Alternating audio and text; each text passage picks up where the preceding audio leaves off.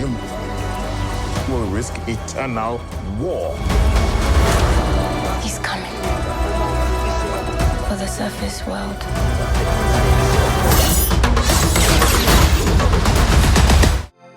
You're watching Black Tree on TV. I saw the movie last night. The best compliment I can really give it is it felt like a hug, you know? Like it was really needed. I laughed, I cried a lot, obviously. Truly amazing. Keep that whole embargo thing. But one thing I absolutely did love about this film, though, is, without giving it away, there is a incredible fight scene on the bridge. I think it's one of the best fight scenes in the MCU. What was the training like for that?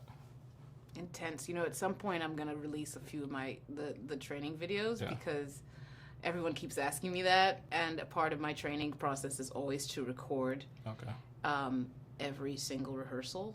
And I go home and I go over it by myself and study it. Like, you have to study it like an exam. Like, and then the day of shooting is the day of taking the exam. Right.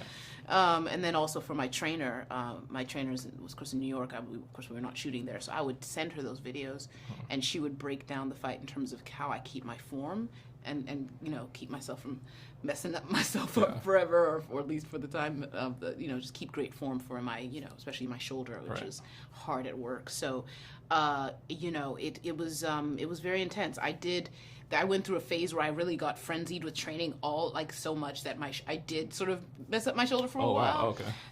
And then I realized my form was not helping, so I had to relearn form. So it was a process. Yeah, sounds like And I was keen to start learning it because I read it on the page. I said, "Oh Lord," I said, "Please give me this right away." And you know, I wanted the choreography right away because you want to be able to forget on the day about anything but just being the character. You don't want to be thinking about what the next thing is. You want to be responding and strategizing and tactically like the character. And that requires a lot of rehearsal.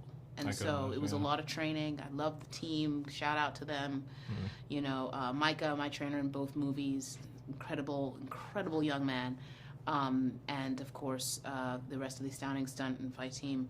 And then also, shout out to the PT, the Neurosport, because they kept us all, you know, moving and grooving, you know, in a way that we wouldn't lock ourselves up and mess it up. You know, we shot over 3 nights, out in the cold. It's very, very cold. It's in the 20s. Okay, that sounds intense. Yeah. And then we shot another night.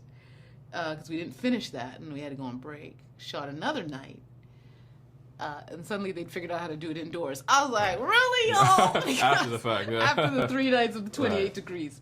But, you know, I'm thankful to hear it paid off, because it was a lot of work. I'm not going to lie to you. I'm not going to sugarcoat it. It was a lot of work.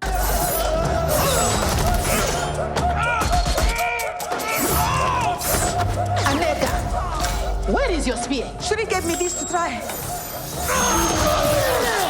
You know, I like them better. Our foremothers gave us this spear because it is precise, elegant, and deadly. It will not change under my watch. Yes, General. I told you not to bring them. And it came out beautifully, so yeah. Thank you. Ryan Coogler is one of my favorite directors.